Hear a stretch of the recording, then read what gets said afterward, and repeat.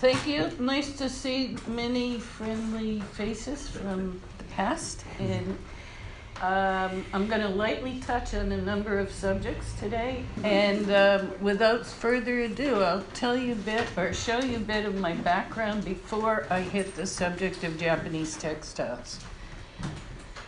Graduating from college where I studied cultural history, I couldn't wait to come to the Big Apple and be a fashion designer. I didn't know exactly what a fashion designer was. I never studied design. I'd taken no courses in fashion, but I had my own ideas. So I rented an empty storefront in the East Village, and I started sewing with the skins that I'd been using in high school and college. Okay, so we're in the East Village, East 9th Street, 1968. I was making offbeat clothes, which some called funky. And this image on the left is one of my favorites. It was just the beginning of marketing cigarettes to women. And this was one of the first Virginia Slims ad where they rented that green outfit from me, and we went big time. On the right is my one and only catwalk with the snakeskin clothes from about '69. Men's clothes, women's clothes, snakeskin, suede, fur, feathers, hippie, beads. You know the scene. This was a fantasy garden. My clients gave me their orders, and this was a jacket I did for one of my favorite clients. She was a packaging designer, and after 3 or 4 commissions, she said, "Andrea, I know that you love Lucky Strike. Make me a Lucky Strike jacket." And I said, "Oh, yeah." So here it is, and it's currently on view now up at the Mod New York show at the Museum of the City of New York, if you want to look at it in further detail. And yeah, Miles was one of my clients, and he was good to work with, very articulate about what he wanted. After a while, I got tired of the East Village. I took a vacation to Peru. I fell in love with hand spinning, hand weaving. I'd never really seen handmade textiles before. And so I packed up my shop in the East Village. I moved to Peru. I stayed 5 years. I looked at a lot of textiles and a lot of mountainside. This is a backstrap loom. This is what they produced. One of the things that was produced, warp-faced weaving on a backstrap loom. Very tight and used for carrying cloths. On the very edge of the left picture, you see another kind of textile. This is also from wool, but much softer, done in a tapestry technique. The function of these rectangles, which are called mantas, is to warm the body, so they don't need to be strong. They need to have a loft. And then, after all the geometry of everyday life, at fiesta time, these Peruvians go crazy and have a lot of fun dancing. All right, in this one corner of the Sierra Central is the province of Huancavelica, and these guys really dress up. And this is what their women look like.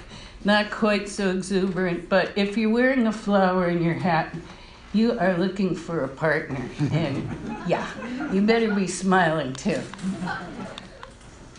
Oops. All right, after 5 years, I went to London for a couple of years where I didn't take too many pictures because I was busy in the library studying, and especially getting interested in Asia. I'd been briefly one summer in Afghanistan, another short trip to Laos.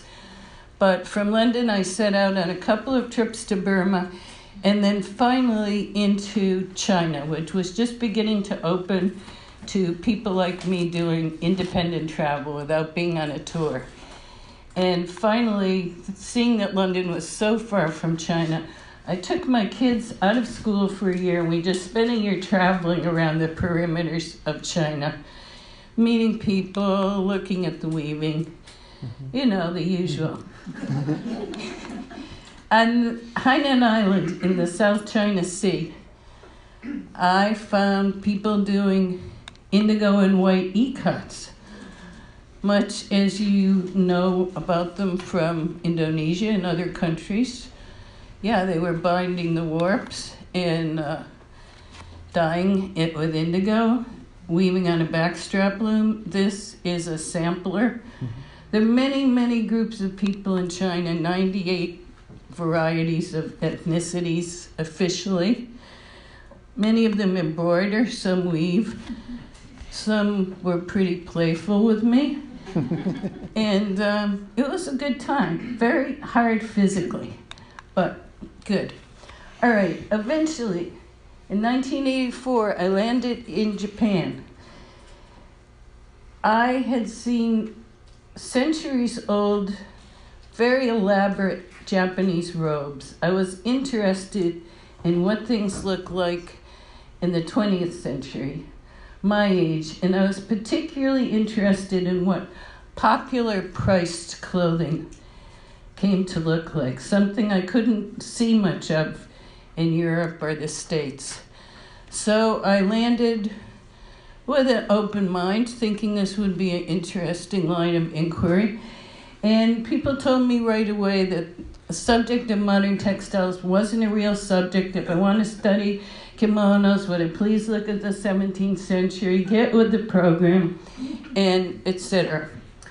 However, with all my experience hunting and gathering prior to that, I just started buying garments and buying swatches, showing them to people, and saying, what is this? Where is it from? How is it done? My usual line of verbal questioning. So we're going to look at a little selection that is done with shibori.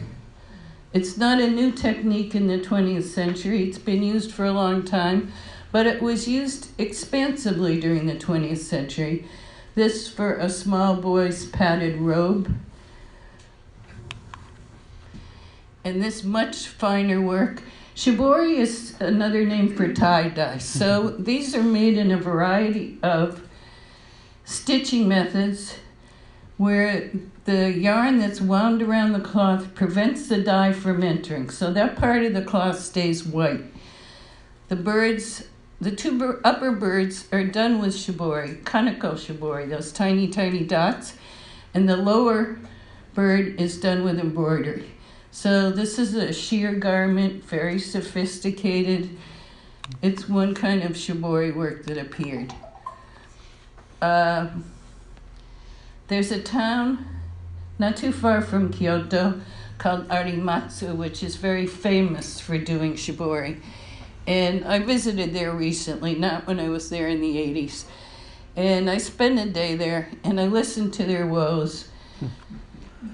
Economic woes. It's not very possible to produce this in Japan these days. They started shipping cloth over to China for the dyeing, for the tying, and then doing the dyeing in Arimatsu. But not a lot of business anymore. Play and scale. Here's a different use. It's like really bold. This is a nagajuban, a woman's under kimono. And just with the two colors, nonetheless quite a statement. Here's shibori interspersed with a hand-painted grid. So the shibori is really clear and the grid is soft, and that's a man's undergarment, nagajuban, on silk. And this is an older one. This is probably from the 30s, actually using the two techniques of shibori, two of the many techniques, I should say, to create this sophisticated geometric. Sometimes shibori, and often in the past, was used just to block out whole color areas, to create a color division, which is the case here, where the white areas were gathered up with stitches so the dye didn't penetrate and they stayed white. All the kaneko shibori created the foliage.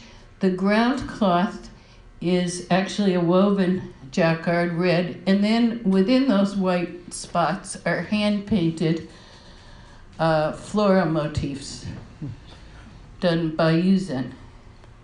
So each of those little dots were tied. That's a lot of dots. They're very, very fast at tying, but yeah, it's a lot of dots. Okay, these are just two different swatches to show you more of the variety. Particularly well executed is the one on the right, which has 3 colors, that very, very precise ring of white looping around the dark color. It's beautiful. Highly technical, really beautiful. This kind of refinement is what we love in Japanese textiles. And this one with the picture in the reverse. So, well done. This one has more dots than possible. What would that feel like? I mean, like there's so much there. Like what is that? Oh, I should have mentioned this earlier. That's a good point. Most times in Japan, this shibori is not flattened afterwards, so you're left with a texture on the surface, which makes it nice and light and puffy. And this would be included. I think you can see a little bit from the way it hangs. It's got some dimension. Here you have a woven ground cloth with the pattern itself, a texture woven in, and this very sophisticated patterning. This is probably from the 50s. 2 other types of shibori, different looks. I mean, obviously, it's a great look for creating texture, and texture was quite a big part of the 20th century.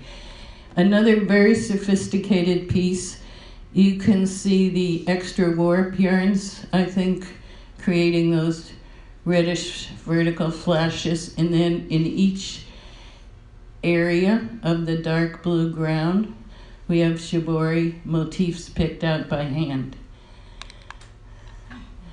This one, just the scale of it, guys. Statement. And this one is on cotton, a summer unlined kimono.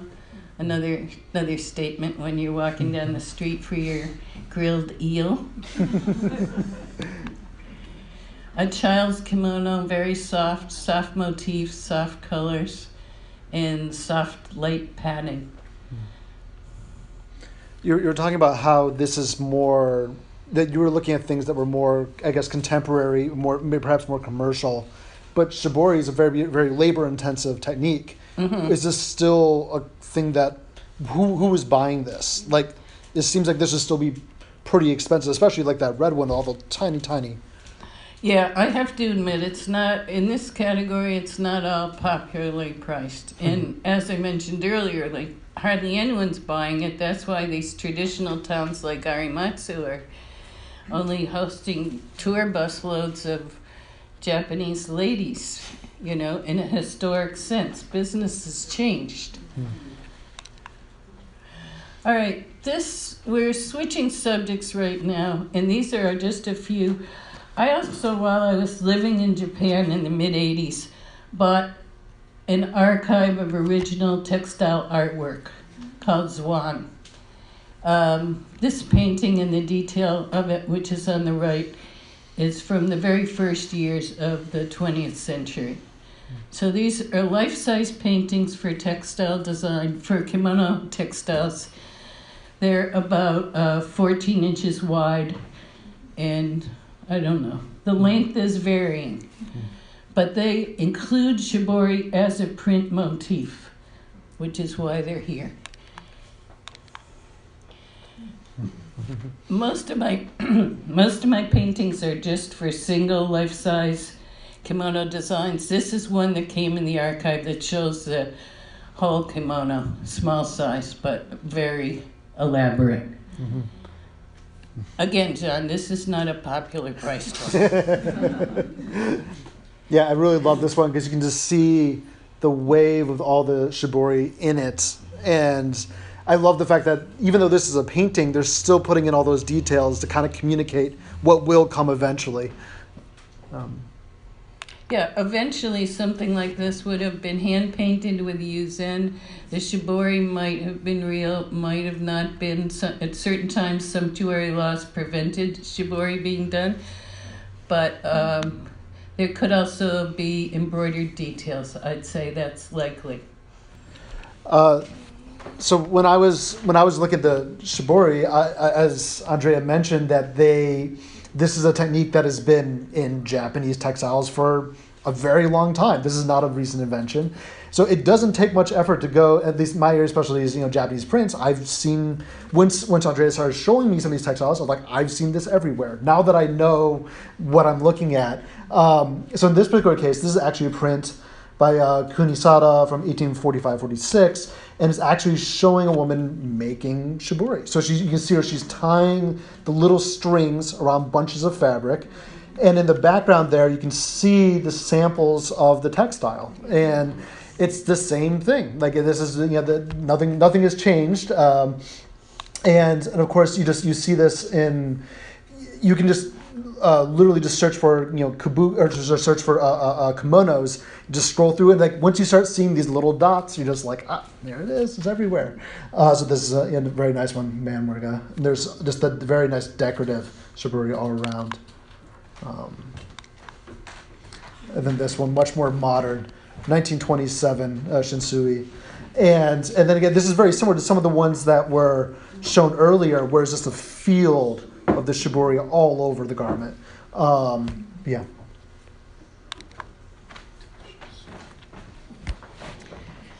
Next technique we're going to discuss is kasuri, known in the wider world as ikat.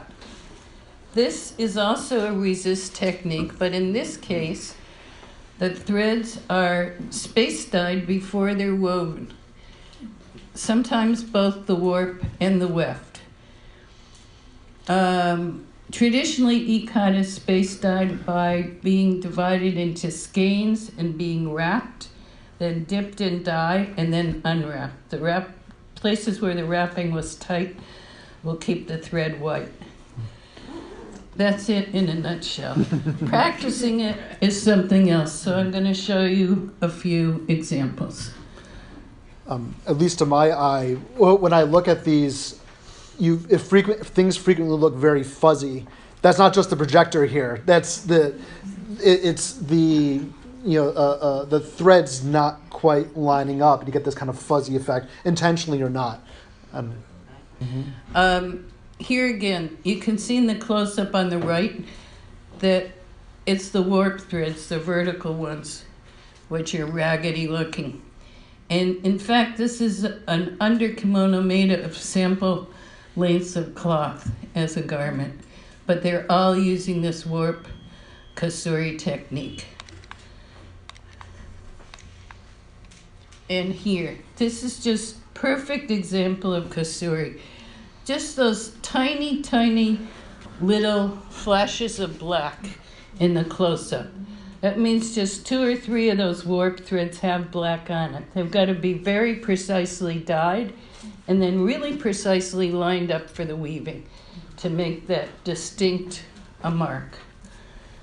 Okay, another under kimono made of leftover samples. Often, one house would produce a number of samples on one length of cloth for the kimono seller to show to the client. The client would then pick a style and a colorway, order the fabric, and go from there. So it was very good quality fabric, these samples, so they were reused afterwards for undergarments. It wasn't just tossed out. Okay, this is a very good example. Really fine threads, very precisely tied, natural dye background. I like it.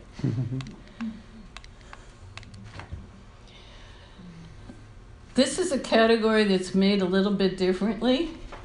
It's originally designed from an island between Kagoshima and Okinawa called Amami Oshima. And characteristically, it's very, very complex designs. done with both warp and weft, and then dyed with a particular kind of mud, sometimes over and over, and a special mordant to get this lovely chocolate color. In this case, the bunches of threads are not bound around, but they're actually woven with a resisting heavier material. Then they're dyed, then that material is taken out, the yarn is reskeined, and the final cloth is woven. It's very, very slow, and I didn't believe it could be such a long story, so I actually went down there for a long weekend to see them do it, and it was true. It's super expensive. They told me that this Amami Oshima used to pay their duty taxes to the central Japanese government in fabric back in the day, and I can see why. And now it has many imitators, not only in Kagoshima, the closest mainland town, but in other parts of Japan, which is really a big part of this 20th century story. They're trying to imitate looks that are loved at a much cheaper price point. The department stores are in on it. The printers are in on it. It's a movement. But the work is beautiful, the real stuff. I just put this one in because a lot of this Oshima Samugi, as it's called, is very, very diminutive in pattern, such as this man's kimono that you can't even really see that it's patterned unless you're right on this guy's shoulder. But it was expensive, so it was suitable for a rich man or a guy trying to put it on, being rich. And then the lavish attention would come on the lining. So this is a woven lining, with this woven picture of Mount Fuji. And the men's clothing is very much more formal and boring. Oops. Oh, sorry, did I say that? No. Two examples of extremely fine kasuri done on asa, which is one of the bast fibers they use. Really, really fine thread and tiny motifs. These motifs, even in the jofu on the right, are probably like life size, would be only half an inch each. So it's fine. And it's wonderful for summer. This is perfect for summer. The last entry in this section is this one, which is just so tight and so regular that I wanted you guys to see it. And I had one mentor, this very older fellow, showed me through his kasuri swatch books one day. He was a high school teacher for his whole career, but on the side, he collected textiles. And that's a page from Mitsukashi catalog. I mentioned briefly that everybody was pushing and marketing in a new way in Japan during the 20th century. The department stores in particular. So they started publishing catalogs, I think, around the oldest one I saw was 1903. But they were quite explicit. They showed patterns and they said, this might be good if you're between 20 and 30. If it's August, it was like, don't just choose what you like, know what you need. Most kasuri from Japan came from farms, indigo and white. I think they did it all over the country. Kurumi in Kyushu is famous for this pictorial kasuri, but there were places all over. I was up in Akita, in the very north, Aomori. They all had their own. It was farm production, at-home production. And there's a lot of it, and there are many sources, so I'm going to leave that subject to you guys to find out more. I just wanted to show one example, a contemporary example here. So this is a different, kasuri. garment. Again, Shinsui about 1931. So this is right around the same time as the things we were just looking at. But you can see that what you don't know, since it's a print, you don't know if it's actually Kasuri, if it was painted or some other technique. But sort of that telltale, jagged little lines. At least to me, that seems pretty spot on. Yeah. Imitating Kasuri was a good move commercially. And the Japanese government was very good at supporting expansion in the textile industry. They used silk thread and also silk fabric as one of their main source of foreign currency for all the machines and modernization that they envisioned. So they lent support, and they sent this. Kyoto was a big textile region, as you all probably know.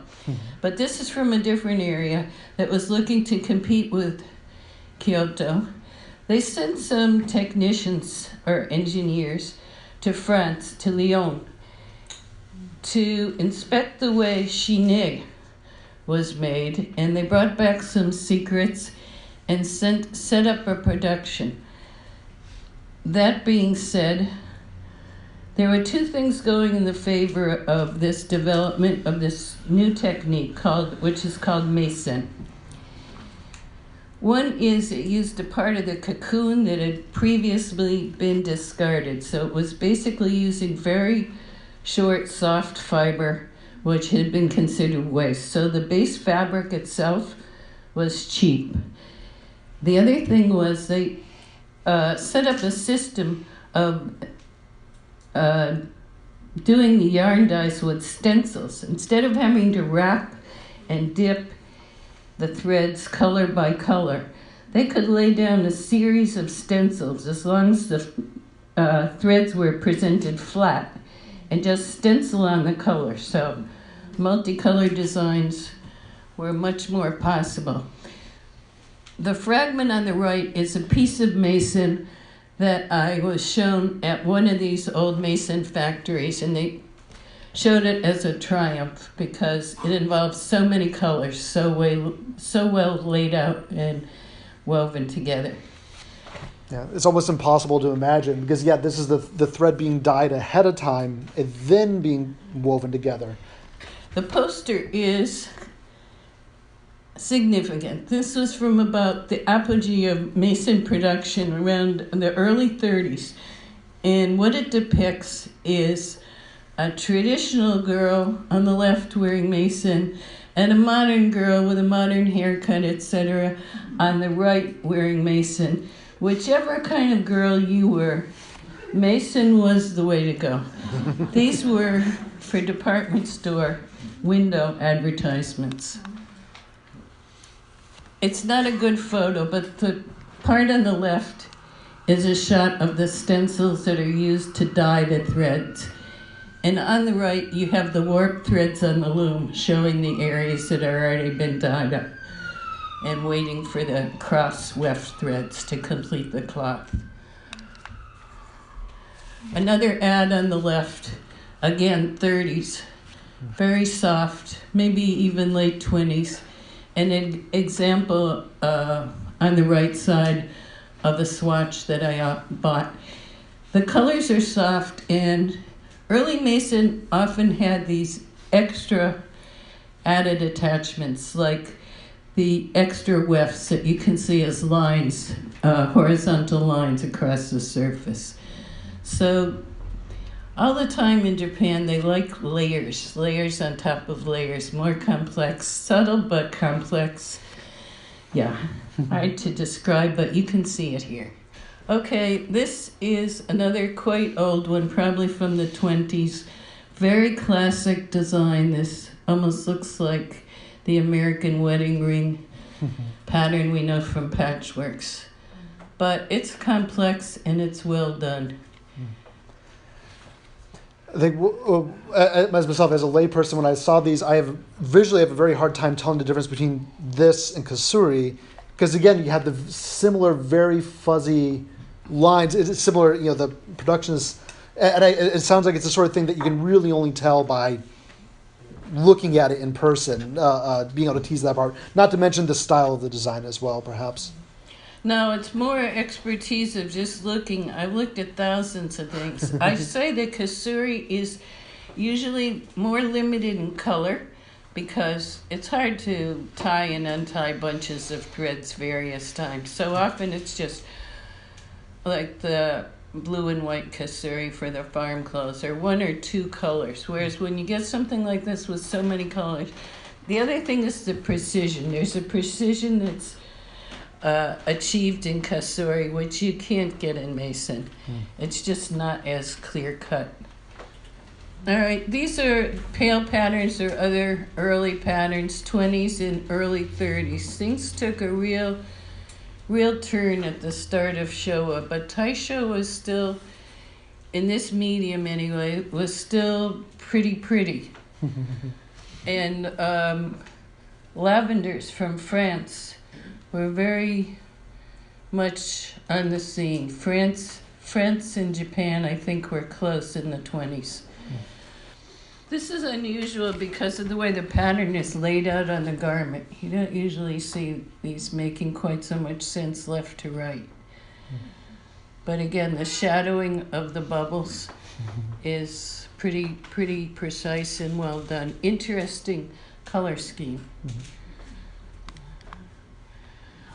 Okay, we're moving on a little bit, probably early Showa. Designs are bolder. This is interesting because of the very fluidity of the lines, but then the heavy chunks of the leaf color. Kind of a contradiction there, and the purple is strong. Mason was made to be cheap. These clothes were made to be worn when you went shopping in the afternoon. Sad to say, a lot of the dyes were just pretty much right out of the jar. They didn't pay too much attention to subtle coloration, as a rule, with Mason. It was fast. Oh, and I didn't really complete my location story on Mason.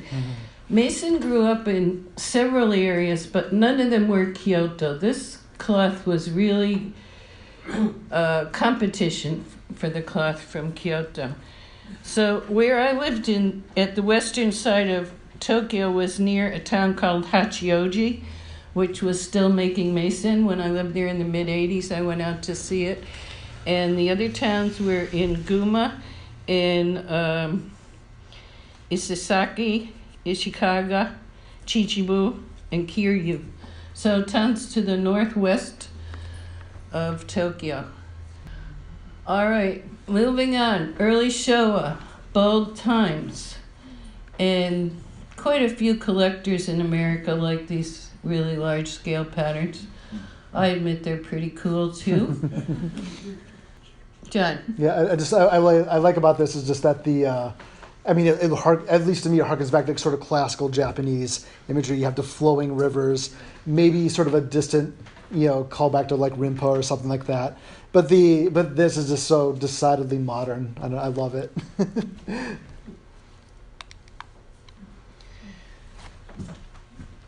By the 50s, there were a lot of Mason patterns around, and very often they were done in these colors: black and white, red, and then something else, and gray to pull it all down to earth. Patchwork has long been used as a motif in kimonos, but it looks pretty different in the 1950s Mason. Okay, again, with the gray. This is from the 50s, but very lighthearted. We have to imagine there was money flowing again after the war.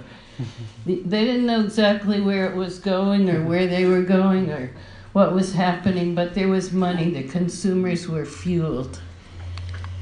And things continued along this line. By this time, Japan was really part of the international art scene, not just international fashion, but abstract expressionism landed there. And as you'll see in the next few slides, so did op art.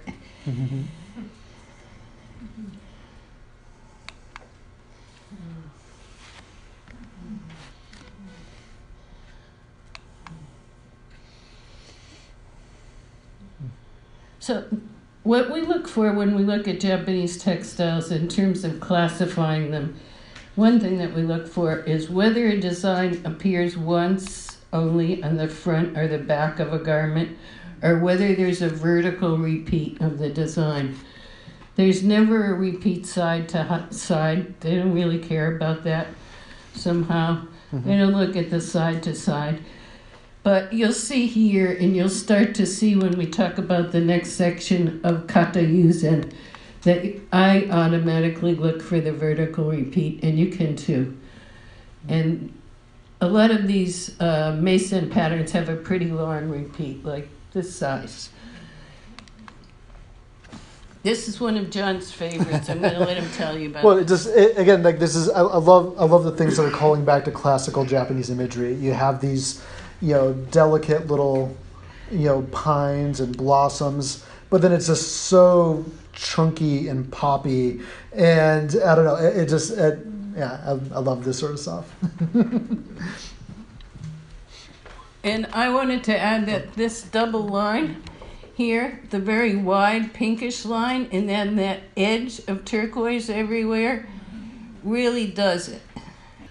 Okay, the next section we're going to cover is a bit more complex. So I've mentioned once or twice yuzen, which, strictly speaking, when people just say yuzen, they may be talking about tagami yuzen, which means it's absolutely hand-painted. But already by the Meiji period, they were using stencils, which is called kata-yuzen.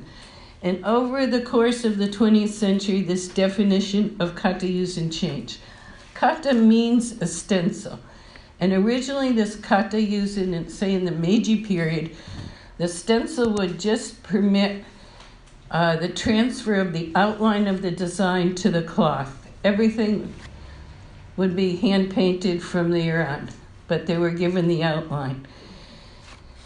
As time went on, more and more came from the stencil and less from the handwork.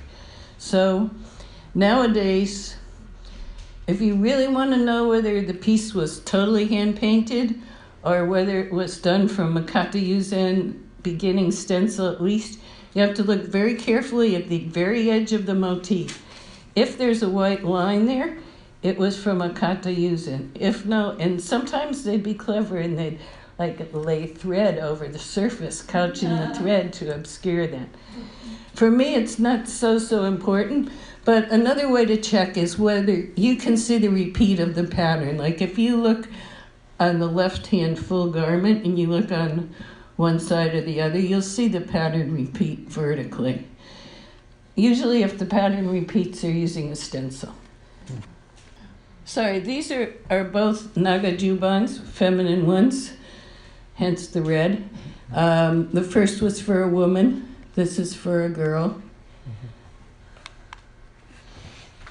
And then there's another contemporary one that I've found here. I really like these, that just sort of the sort of water motifs, and then you can see the kasuri pattern in there as well, going back to earlier. And another one here, you can sort of kind of see it peeking out. It's a little hard to see the pattern, but there's sort of a texture pattern on the sort of on the garment there.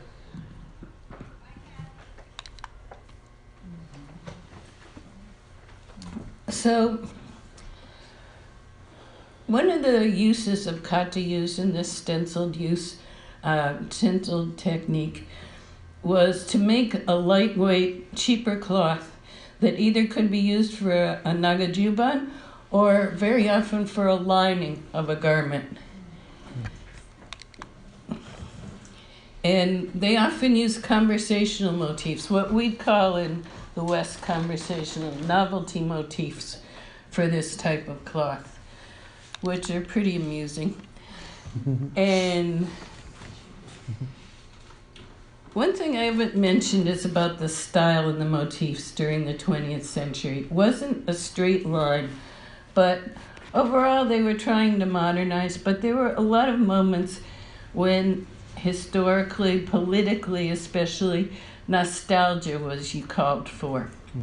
And among the paintings in my archive are a series, of which this is one. Notable by, there's a swatch of fabric attached to the painting, a silk swatch showing the dyes to be used on that painting on the left.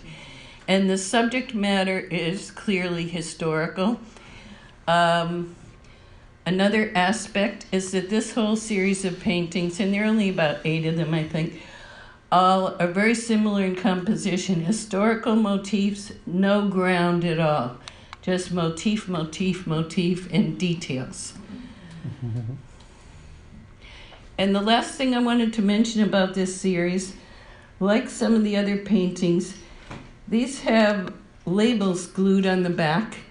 The labels show the number of colors that'll be used for printing, many times 30 or 32 colors, and also the order that these colors would be laid down, and furthermore, a date.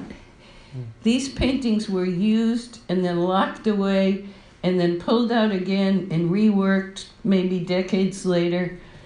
So these nostalgic traditional motifs paintings had a lot of use. And the ones that we were talking about with the crowded motifs that we did just before, these were last used in 1951, of a date on the back. Like you'd see the little shibori on the roofs there. He's a convert now. I got him. It's too fun.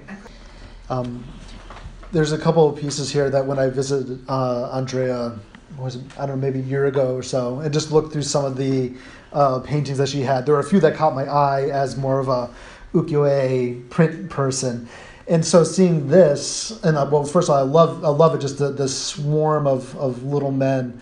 But but those jagged triangle sleeves, at least to me, that's, the Chushingura, the 47 Ronin, in the 1800s in kabuki plays, and then in prints, you have that depiction. I don't know if that's the case here, but it certainly looks like it to me. But then you have cases like this, which is an album of Japanese prints. It's literally prints. And so you have, 4 visible prints here, 4 visible prints here. And some of you might recognize it, but these are all from the Hiroshige, Great Tokaido series, which is 1833, 34, thereabouts. And I went through, I figured out which ones they were showing. They're all reversed because they were going to be used to be, traced over. But one thing I thought was interesting, and this is sort of maybe a 1900s print collecting thing, they were all from the same series except for this one, which is from a later one. I don't know. It's interesting.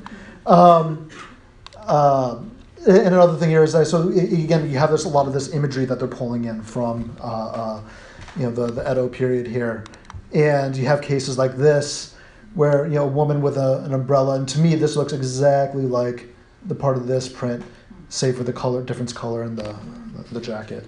But yeah, so it's just little things like that. I find it interesting to see what they thought was interesting during that time. What were they pulling from? Next section, we're talking about men's kimono and under kimono. And as I mentioned before, the outer kimono don't interest me that much. They're like very luxury fabrics, but the linings are good. Okay, here, I don't have too many paintings for men's lining, but they're just as incredible and as wonderfully detailed. There's all just the suba from the hilt of the Japanese sword. It's so incredibly masculine compared to these other delicate flowers and things. For a man's lining. This is a more modern one, but as you can see, features some of these classical doodads that men had available. All right, one of my favorites, a Nagajuban. Again, it's made, the upper body is made from sample fabric, and one of the samples is about baseball with Waseda and team members And there's yeah, the scores whole- and pitcher, catcher, first baseman.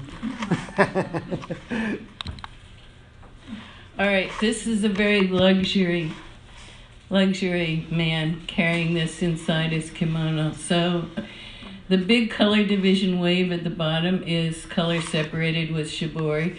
The stalks of the bamboo and the leaves are done with kaneko shibori. Other sections are hand painted yuzen. It's fancy.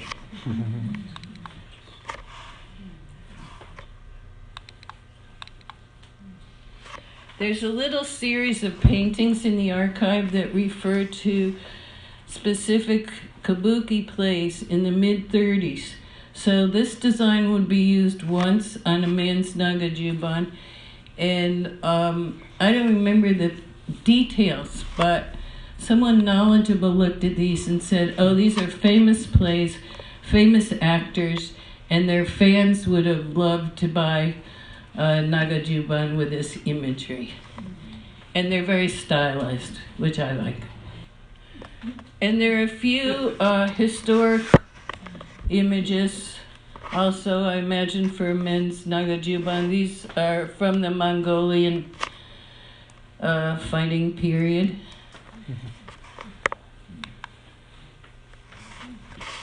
One last masterpiece done with shibori.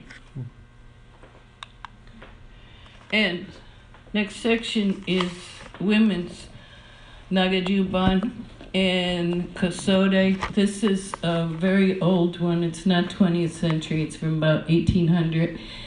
Just to show you the disposition of the motifs, the fact that it was done with resist and yuzen and embroidery, but all over. And this, by mid-century, maybe 1850 or early Meiji. I put this in because I wanted you to notice the embroidery around the edges of the rock. It's mostly yuzen painting on this indigo ground, but that embroidery leads me to the next picture. So, in my archive, I had these very delicate paintings from the late Meiji, but very delicate, each brush stroke, and then with this heavy black stuff in the middle of the painting, I'm thinking, man, that looks out of place. What could it be? Finally, it was pointed out to me that this heavy black was a signal for this heavy embroidery, which would be applied to the yuzen painting. And they didn't intend it to be black. They just wanted it to be noticed. A yuzen painter. The silk stretched between the bamboo stretchers. A sample of where he mixed the colors very, very exactly, and applying it here with a brush, as you see. Okay, this is a layout probably done with a stencil. See how the left and right repeat each other or mirror each other? So these tomosodes, usually with black grounds and very ornate imagery. By the early 20th century, this imagery was mostly on the hem. More on the front, sometimes the front facing, sometimes around to the back hem, but definitely on the lower fronts. This is a fabric sample. It's painted on chirimen crepe. Very beautiful. You do see the white edges on those leaves.